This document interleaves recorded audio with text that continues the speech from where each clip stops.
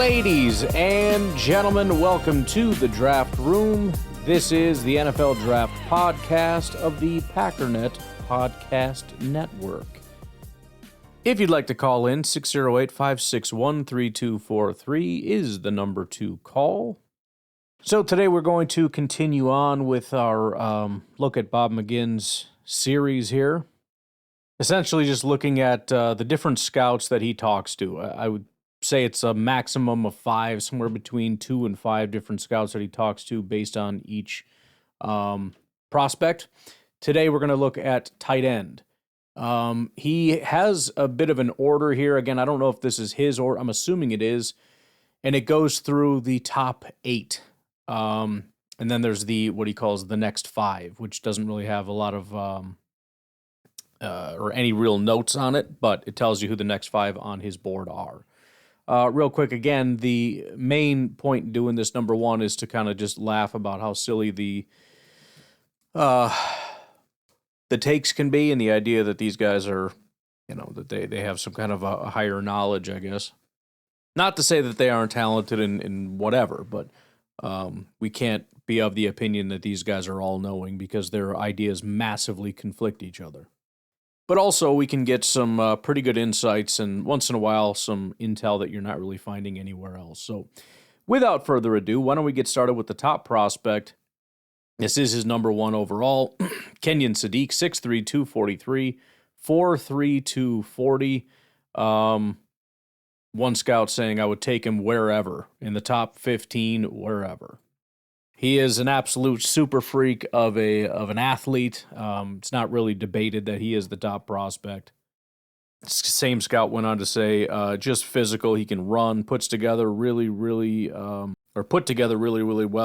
Even though lengthwise he's not prototype. Very athletic in space. I thought they underused him. The quarterback Dante Moore struggled getting him the ball. Serviceable as a blocker.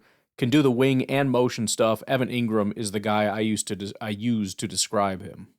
Scout 2 talked a little bit about how you could tell he was learning the system early on, and it wasn't until this year where they finally put it together and started to push him down the field. So it kind of goes to show he's just kind of starting to scratch the surface of what he's capable of. Scout 3 says, I don't think he's Brock Bowers. He's not the tight end. It's not the tight end class like the last couple of years. He's a freaky athlete. He's not a big, long guy, kind of short, compact guy. And I don't know that really contradicts anything. Scout 4 and 5, a little bit more skeptical. Scout 4 saying he looks basically like a big receiver. He'll have a couple splash plays. Just don't see great separation or explosion. Scout 5 saying, I love everything about him, but I wish his hands were a little better. Drops being a bit of an issue. At 2 overall, he has Eli Stowers out of Vanderbilt, 6'3.5", 241, 4'5", 40.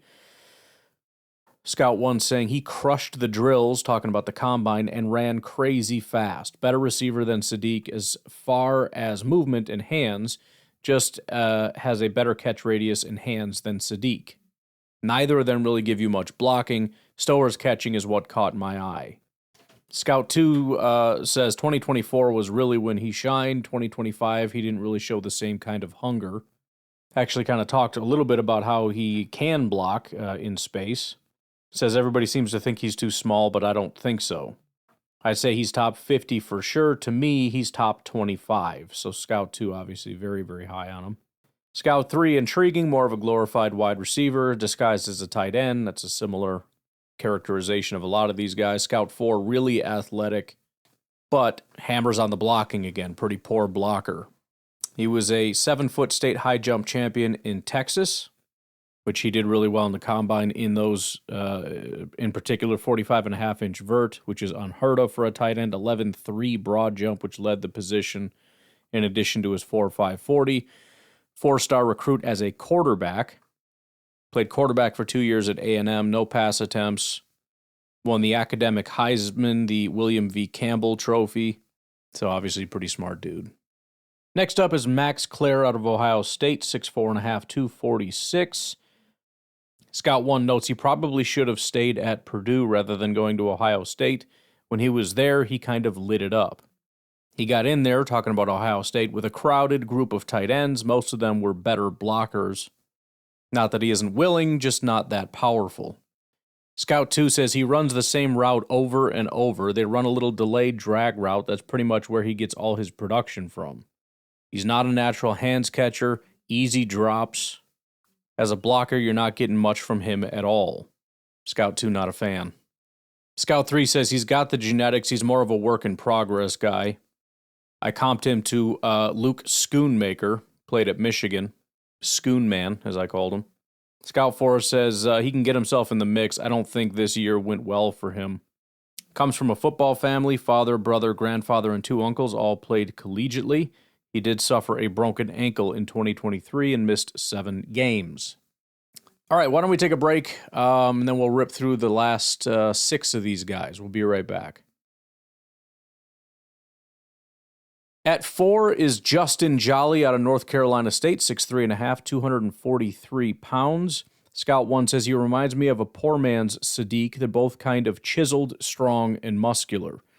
Scout 2 says kind of a squattier body, but he's a guy that can block and he can catch and he's pretty fast. Scout 3 says he has a great set of legs, which is creepy. Goes on to say he was listed at 260. I can imagine that with the legs. Man, is he cut up lower body. This guy's got a thing here. Scout 4 says he's more of an H-back, doesn't have the toughness to play H-back. Not a good combo. Fancies himself like Tony Gonzalez or Travis Kelce, like this legit receiver. He's a functional receiver, but not good enough to get away with the lack of blocking. F tight ends, a lot of them aren't great blockers. This guy did improve as a senior, but as a junior, he was total horse poop. I'm censoring that. Marlon Klein, 6'6", 249, 471, was a 3-time All-Big Ten academic honoree, 4-star recruit. Grew up in Cologne, Germany, playing soccer and basketball. At age 15, told his parents he wanted to play football. Family moved to Georgia, where he developed into a prospect. I can't imagine just being like, hey, I think I want to be a football player. And they're like, all right, let's move to America. Spent his first 2 years playing behind Luke Schoonmaker, A.J. Barner, Eric All, and Colston Loveland. Was number 2 behind Loveland in 24 before starting in 25. Missed 2 games early in 25 with an ankle injury. Returned in limited form until November. Not as many notes here, but Scout 1 says he played the F and the Y. He can use his head and shoulders to create separation. He has enough seam speed, good hands, can track the ball, can bend. Good position blocker, but lacks that blocking strength. Scout 2 says depth level player. I'd be surprised if he got drafted. And we got Michael Trigg out of Baylor, 6'3.5", 240 pounds. Scout 1 says he's either going to make it or he's going to bust. He flunked out of Ole Miss. He could go anywhere in the draft. Somebody's going to see something that they like and has a coach that thinks he can get it out of him, sees the highlights, and this is his best, and will travel with the best. He made some great catches that would fill up 2 or 3 minutes of highlights. He's the prototype new age tight end. He's a highlight reel waiting to happen as far as catching the ball down the seam. I saw him warm up and he didn't do a thing, not one thing. I thought, this guy's a dog. Then he comes out in the first series and makes an unbelievable catch for a touchdown. That's kind of who he is, though. Scout 2 says Ole Miss basically told him to leave. It's hard to get thrown out of Ole Miss. Talent-wise, he deserves to go 3rd round. It'll just be what teams uncover in terms of what his true value is. He's more talented than Max Clare, but he's not as consistently reliable. He's got some catches on tape, over the top of people. He also has some points where you go, huh? A little crazy there, young man, or a little lazy there, young man. Played 7 games at USC in 2021, 10 games, 6 starts at Mississippi from 22 to 23, 22 games, 16 starts at Baylor. Got suspended for a game in 24, but turned it around in 25 with high marks as a teammate. A 4-star recruit from Tampa. Then we got Will Kazmarek of Ohio State, 6'5.5", 261, 477 speed. Regarded by some scouts as the best blocking tight end in the class. During the blocking drill at the Combine, he attacked the sled like no other tight end. He was, however, the slowest of the top tight ends at the Combine. Scout 1 says he will steamroll your face. I think he's a starting Y. He can catch, but receiving isn't his primary duty. He's tough, sticks his face in there. He's a very good blocker, and he has some good hands. He runs a good speed for a Y. He doesn't run a good speed for an F. Scout 2 says a lot of teams have to give up athleticism for the power you need in double downs and kickouts, even in pass protection. Scout 3 says, I think he's just okay. He's more like a third tight end. He's not a difference maker.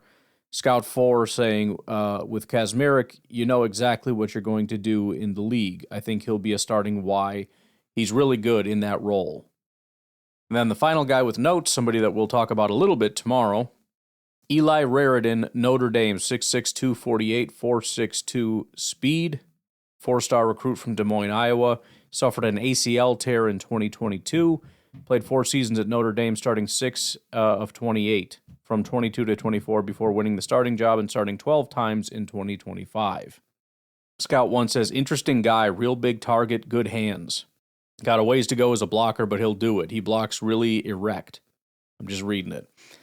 He's been hurt and has a real staggered play history. His medical grade will be a factor. I think he's just coming into his own. There's quite a bit there if he wants to be a Y. He has to keep getting stronger and learn how to play with leverage. He's a better receiver than Kazmarek, but not quite the same blocker. He's definitely not an F. He's a Y. Scout 2 saying he's tall, good athlete, has the deep speed, good hands and adjustment, will have some lapses, they all do, can take a hit over the middle. Very functional blocker who tries to extend. He's definitely not a drive blocker. He can hit the target on a wham block across the formation. Better F than Y, but has value at both. Hilarious. The final 5 in order as he has it laid out. Jack Endries of Texas, Oscar Delp of Georgia, Luke McCree of Southern Cal, Sidhu Traore, Mississippi State, and then Khalil Dinkins of Penn State. So there you go. We will continue on with this tomorrow, unless we end up doing a mock draft or something. We'll see how it goes, but I'm going to leave it at that. Y'all have a good rest of your day. Talk to you later. Bye-bye.